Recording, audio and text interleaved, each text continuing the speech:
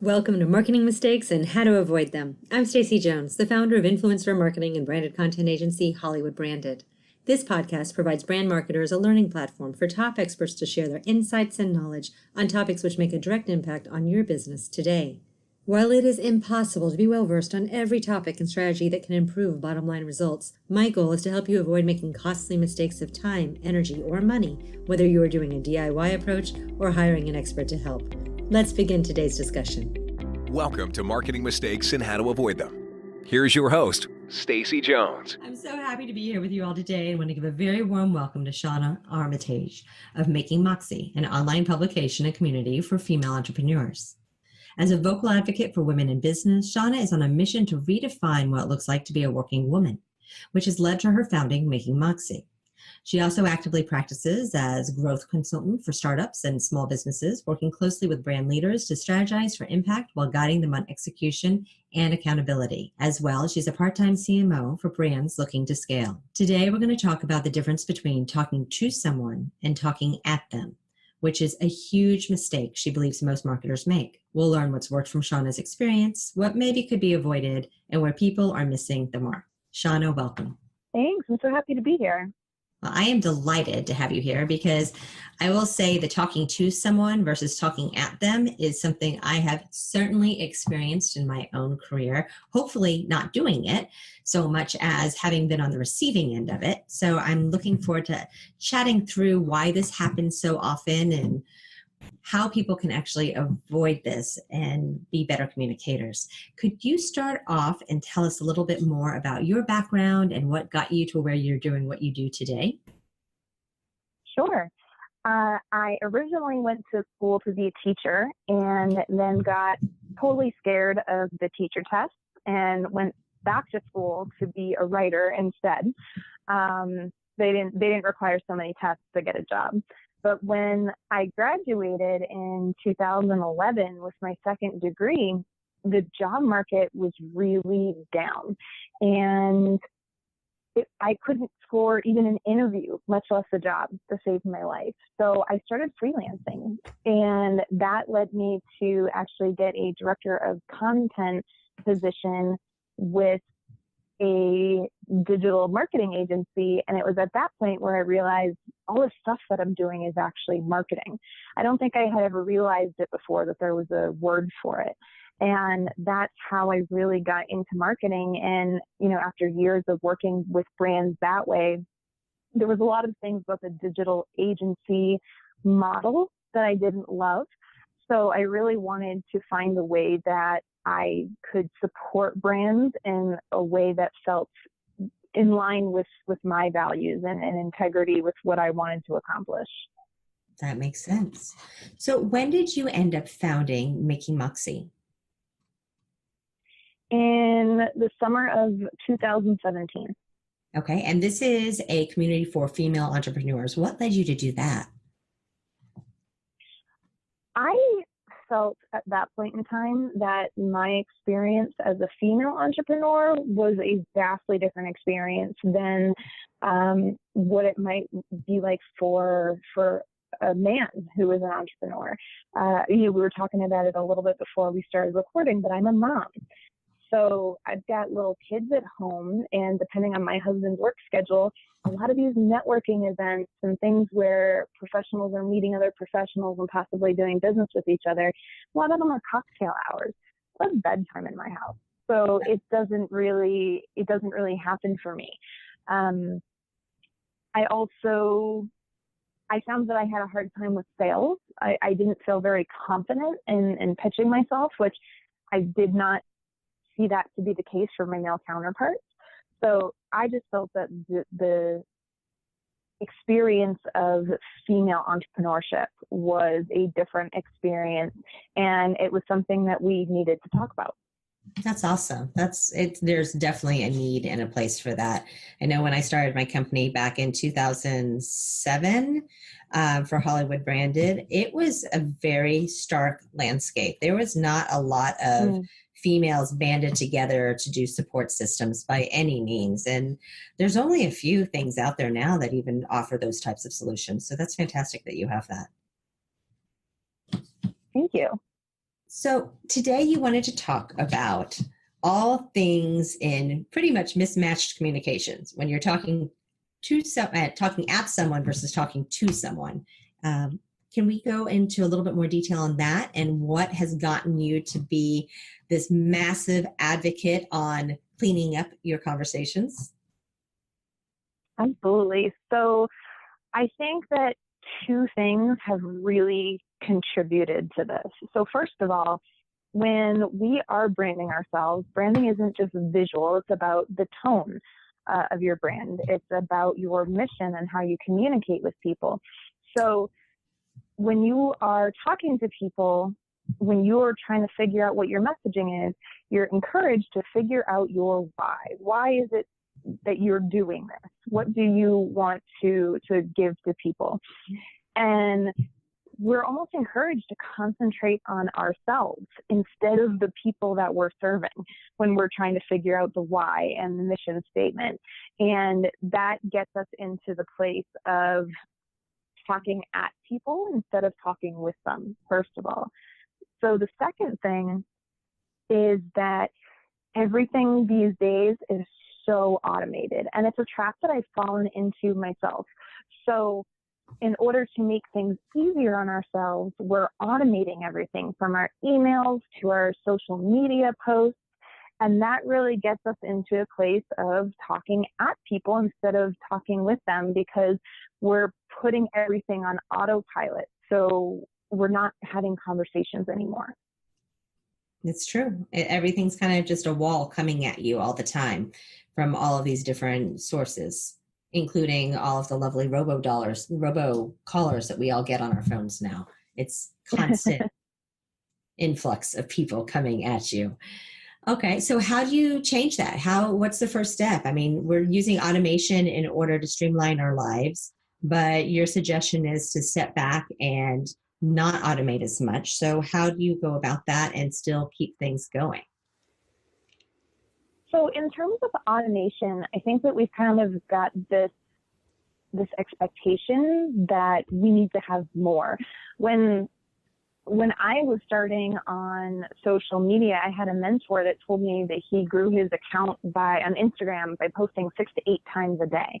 That's so unrealistic, even if you are automating. And that was so scary for me.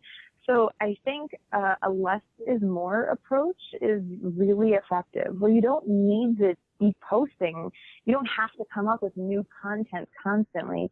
You just have to make sure that when you are putting up content, that it starts a conversation and that you're engaging with people and that you're active there, and maybe spend less time posting your content and more time engaging with other people's content.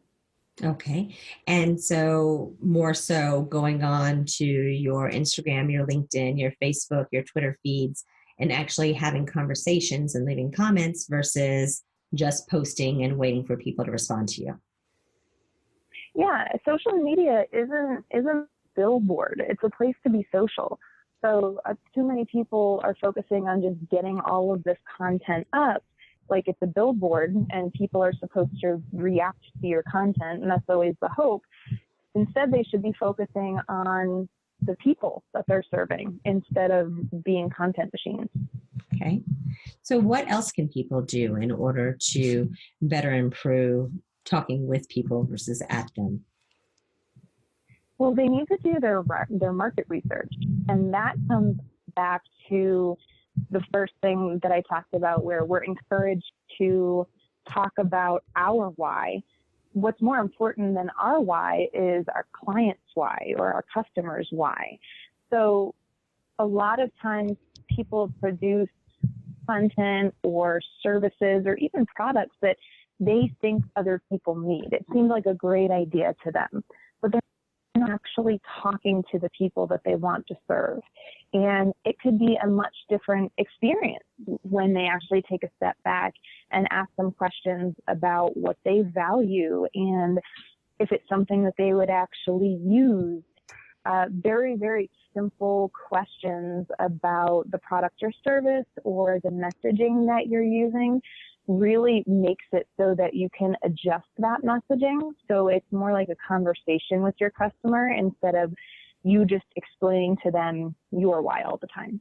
Beyond the social media not being, I love the fact that you said it's not a billboard, it's a place to be social.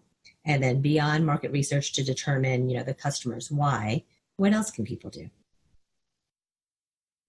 I think those two places are the perfect place to start. And it's hard because we kind of made these habits of putting everything on autopilot and perfecting our messaging the way that we want it.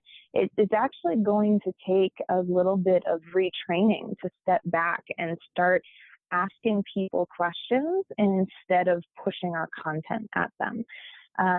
It'll take a little bit of practice to start commenting and engaging on other people's social profiles instead of just pushing content out on ours. I think it's also important in this age of digital that we live in, especially for marketers, to remember that marketing didn't start as an online thing. We adapted when digital marketing came of age, when the computers and the internet and the social media, but we were sharing marketing messages with each other long before that. And there's this push to get away from tradition. But there are some things about traditional marketing worth kind of falling back in love with again. Okay, such as what? What do you like about it? I like the in-person kind of things. So whether it's networking events, I have a client right now that we've been doing all these digital marketing things, and we got a little bit of conversions, but not a ton. And what really made a difference for them is when they started going door to door to these businesses that they wanted to serve and bringing a cup of coffee and introducing themselves and sitting down and having a conversation with these business owners. That is what moved the needle. So I think we're kind of used to just sitting behind our screens and zoning out. There's a lot of value in finding where your ideal customer is, meeting them there, and engaging with them in a meaningful way. And that can be online too, but we can remember that it could also be offline. Okay. And that specifically is true, like with B2B, right? So you just mentioned that they're going in and meeting with their business customers and having a coffee and sitting back. And that's fantastic if they're not trying to do something at massive scale. But usually with B2B, you're able to actually open doors on a smaller level and then grow versus trying to talk to or at 1 million people at one time versus a small handful. Well, and it also does amazing things for brand advocacy, because then these people, they feel seen, they feel heard, they feel like they've got a direct line to your brand. Right. So when we're talking about scaling, having those people on your team is great, because then they're going to talk about their wonderful experience, share that with other people that they know in the industry, and that can help when it comes to scaling. Okay.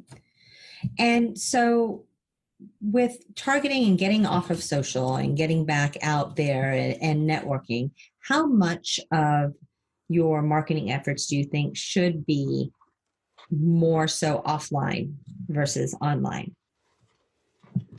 That's a tough question, because I honestly believe that it depends on the goals for the brand. Mm-hmm.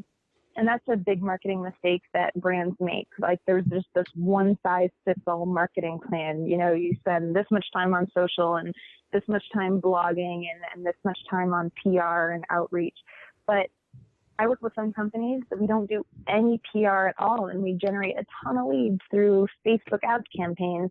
And then I have other ones that do the door-to-door sales, and that has been instrumental in their growth. But completely wouldn't work for a different company. So I think it really depends on what the goals are for your brand. If you're looking to scale in a massive way, then you probably need to spend more time engaging online. Mm-hmm. If you are driven by each new sale that you get. If that helps your bottom line, then you probably need to be working on more of these deeper relationships in a one-on-one way. Okay. And so where are some of the big wins that brands can find? I know you mentioned that, creating, advocates who are going to help you scale. Are there other big wins that you've found with your clients when you've dialed back and you have taken this more into a direct conversational approach versus the social that you started off talking about? Yeah, absolutely. I have another client that is a software client, and it's been tough getting individuals on the software. So a big win was when we actually started looking at these bigger companies and started talking to them about partnerships and how the software could benefit their customers. That was a big win because these companies already are in front of thousands upon thousands of people. So even if, 10 or 20% of their users were interested in the app, that would increase our numbers by a big margin. So us having the conversations with these companies was really, really valuable for the overall marketing of this product. Okay. And what goes wrong? What gets messy if you don't actually start these conversations and start actually engaging with people and connecting? I wouldn't say messy. I would say you look like everybody else. We talk about red ocean, blue ocean. I think most oceans at this point are a red ocean. So many of our industries are saturated, and it's even more apparent because we're all online together. So you're not necessarily, you could be focusing on a local business, but you could do business with anyone anywhere in the world because of the internet. Right. So the way communicating works is it puts you into that blue ocean category where people feel valued. They might feel like your product or service is different, even if it really isn't, because they feel like they know you and they trust you on a bigger level than if you weren't communicating, where if you were just kind of hiding behind the brand name. So what are some of the biggest challenges that you think people face? I think the biggest challenge is our mindset, because we've got into this mindset that everything has an easy button. We can just automate things and it's going to work without us, and that, we just have to post valuable content and then customers are going to come to us. That's just like an easy button mindset to me, and it's not that simple. I think that getting out of that mindset where we can just like set it and forget it, and getting more into the mindset where we have to be intentional about the actions that we're taking. And the other thing is time, is that it does take more time to communicate with people and to talk with people than to talk at them. So I think it's really important that business owners or the marketing teams or whoever is responsible for that communication are budgeting more time for genuine interactions, and less time goes towards automating everything. Okay, that's fair enough. I mean, it's really easy as a business to get caught up into making sure your message is being heard. But really what you're saying is you need to make sure that your customers are actually having an opportunity to give you feedback and also be heard and participate in the conversation that you as a business is trying to get across, right? Yeah, because I think your message will be heard if your customers feel heard. There's so many marketing messages in our Facebook feeds, anywhere we go. It could be the bus stop and it could be on our phones and our Facebook feeds. So people are programmed now to tune these messages out.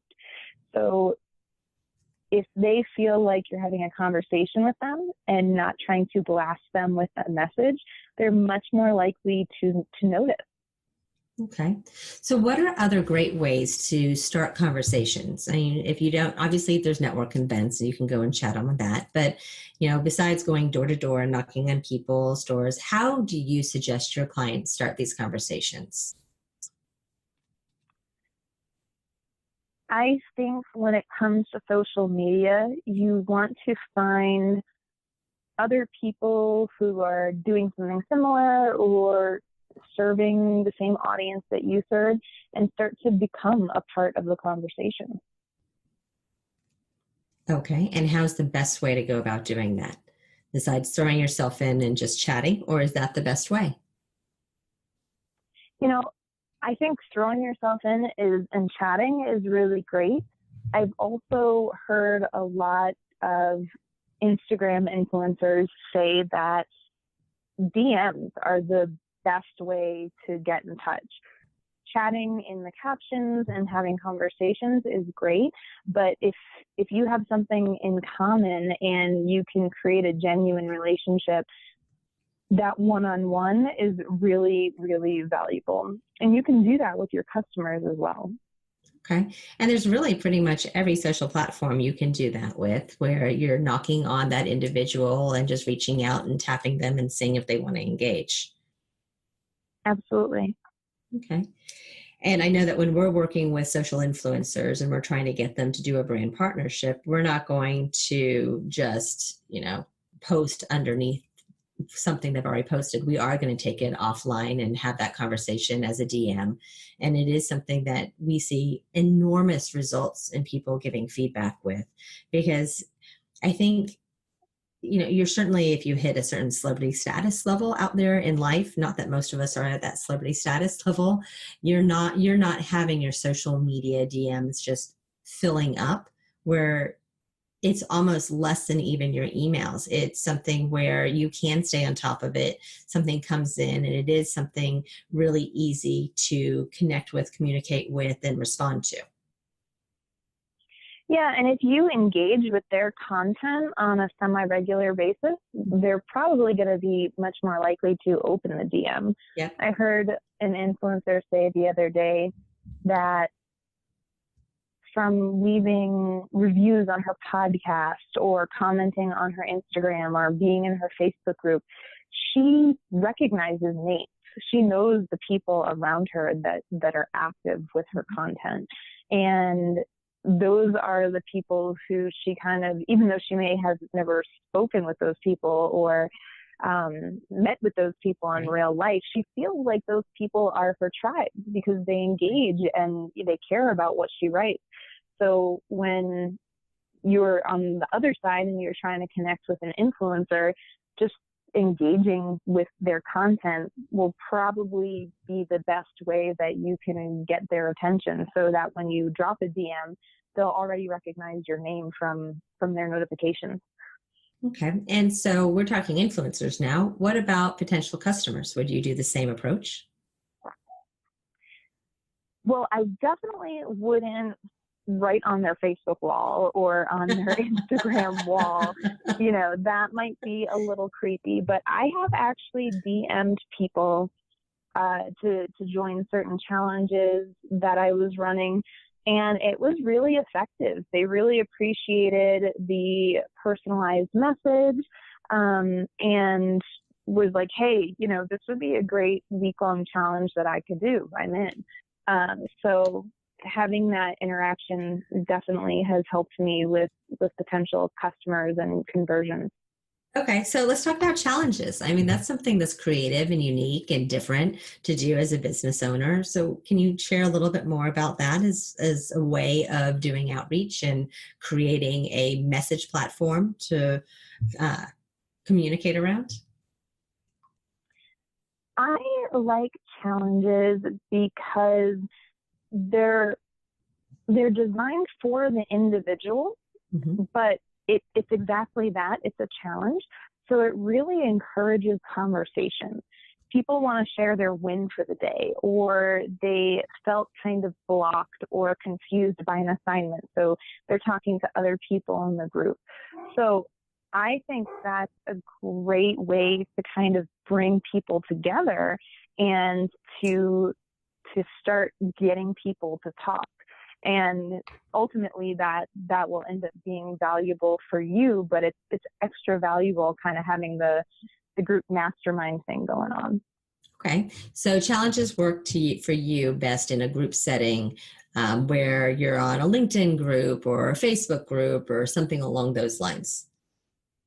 Yeah, absolutely. Okay. And so what are some words of caution to people about overly communicating? Can you take it too far? Can you go out there and try to talk with people at too high of a level?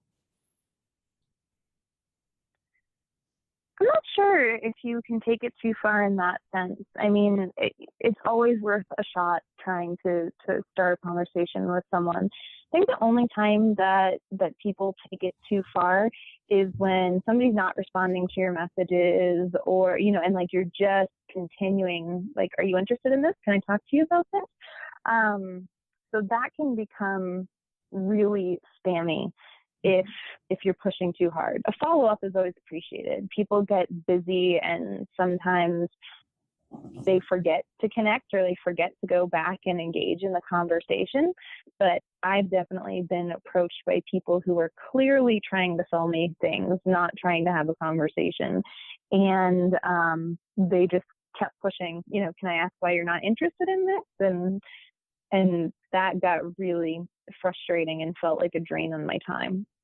Yeah. And there's also the cheese factor. Like, when you're on LinkedIn and someone emails you and they just ask this weird esoteric question, and they're just trying to get you to actually give anything back, because, it's a desert out there and it can be hard to actually get people to respond to you. But sometimes the conversations that people lead with are so cheesy or over the top that it just makes me, at least, kind of look down upon the brand that they're putting together versus keeping it at a level where I respect it and I understand it and I want to participate in it. So how do you avoid going there? I think, again, it's like those people are talking at you. Mm-hmm. They don't really care about what the answer to the question is. They're just trying to do something that's going to capture your interest. So I think that what that really comes back to is, are you talking at people, or are you trying to talk with them? Are you trying to have a genuine conversation, or are you just trying to get a certain answer out of them so you can push yourself, or push your product or your service down their throats? Okay, fair enough. And how do you see this evolving, right? I mean, we've gone from everyone communicated, everyone was doing cocktail hours, it was meet and greet, it was lots of conversations, to the age of the social era where everything's behind a computer, people are backed off, locked down, overwhelmed by everything they have to do and all the content. Where is this going in the future? Where do you think our conversations are going to be taking place? I'm not sure, because the internet's not going anywhere. Right. These social platforms are not going anywhere. So I still think these conversations are going to be happening online. I think that people are more interested in the one-on-one. So, even though a lot of that conversation that we were having in networking groups is now happening online, it's not necessarily happening in the captions. It's more happening in the DMs. So I think that people are really going to value that one-on-one experience. So I think we've kind of gone from networking in person to the collective, with social media. And now we're trying to bring it back around to where it's a more intimate experience by jumping into one another's DMs and actually having conversations. Okay. I also think video conferencing is a big part of the future. I mean, it's the today, but Mm, to me, it's also something that, it used to be you would jump on planes, you would do new business meetings all the time as a business owner. And that's dialed back. People just got busy. People, you still do it, but it's less, I think, or at least it seems to be yeah. less for me. And then it was just phone calls, and it was kind of impersonal. You would have a conversation and you do your pitch, you'd hear what they'd have to say, you'd then chase them down and try to keep on chasing. And then where I love where it's going now is having these tools like Zoom, like Blue Jeans, like um, Uber conference, all of these different things where it's so easy to actually jump on and see face to face someone. So it's Hmm. not just a phone call, it's now actually a video chat where you're seeing expressions and you're seeing a conversation where they're not in the same room as you, but it's so much more like that. So I think technology is taking us to a place where we can actually better communicate in some ways. Absolutely. I think Loom is another good one. It's definitely one that, you're not face to face, right? You're not like on a Zoom call, but it allows people to respond to each other with an authentic comment. You can hear their voice, you can see their face. And it's like a video voicemail. Okay. So video conferencing is great. And especially for somebody like me, I don't work with any of my clients in person. Mhm. So that is a really great thing to be able to do with the video conferencing. But for something like Loom, you have the ability to leave them a message or answer a question, but you can do it with your voice and your face and through video instead of just typing something back. And I think that the ability to do that makes us feel more connected.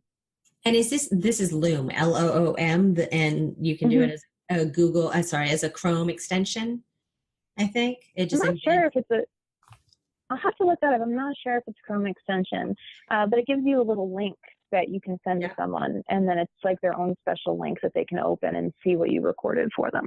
Yeah, we use that actually. I have an assistant who's overseas and she works with me. And whenever I'm showing her things like with our website, so it works especially well for working and collaborating on a project where otherwise you'd be like screen grabbing and cutting and pasting and trying to throw all these things together and writing. And instead, it actually lets her see me talking, see my face, hear me, and then watch Hmm. what I'm doing on screen or on my desktop, wherever I'm going, so that she actually can participate and then respond back. And it makes it a lot easier for us to work together and collaborate. Yeah, I'm a big over communicator. Mhm. So whether it's with my clients or my assistant, I can feel like I'm not getting my point across when I'm writing something down or I'm Right. texting something or sending an email. So being able to say it out loud makes me feel a lot more clear. And I always hope that it does for them too. Okay. No, I think that makes sense. And I think that, quite frankly, especially when there might be language barriers and with the whole thing of the world is flat and we work all over the place, I think the Hmm. communication verbally with video goes across a lot better sometimes than writing too. Absolutely. Yeah. Okay. Any other hot topic points about communicating better that you want to share and address today with our listeners? Spending time being social on social media instead of just pushing out content is huge. And taking the time to get to know the people that you're trying to serve instead of trying to serve them the way that you want to or you think they need to be served. Right. They'll tell you how they want to be served. And that is how we create better marketing messages and how we talk with people and have conversations instead of talking at them. Okay. So you have your wonderful, fantastic platform, Making Moxie. How can people learn more about that? Where can they go so that if they're a female entrepreneur, they could actually learn from you? the best place to go is makingmoxie.com. We're on Facebook, we're on Instagram, but sending an email or something to the contact form on the website, I am in my emails all day. I love to hear from people, so I will always communicate with you right back. Okay. And is that the best way for people to get in touch with you as well? Yes. Perfect. Well, I want to thank you again, Shauna, for joining us today, and thank all of you listeners for tuning in to Marketing Mistakes and How to Avoid Them. Shauna's provided a tremendous amount of valuable advice on how to better communicate, specifically with social media, as well as going out and doing your real market research. And I know I appreciate the time she shared with us today. Shauna, thank you again. Thanks so much for having me. Of course. And I will chat with everyone else again on our next podcast.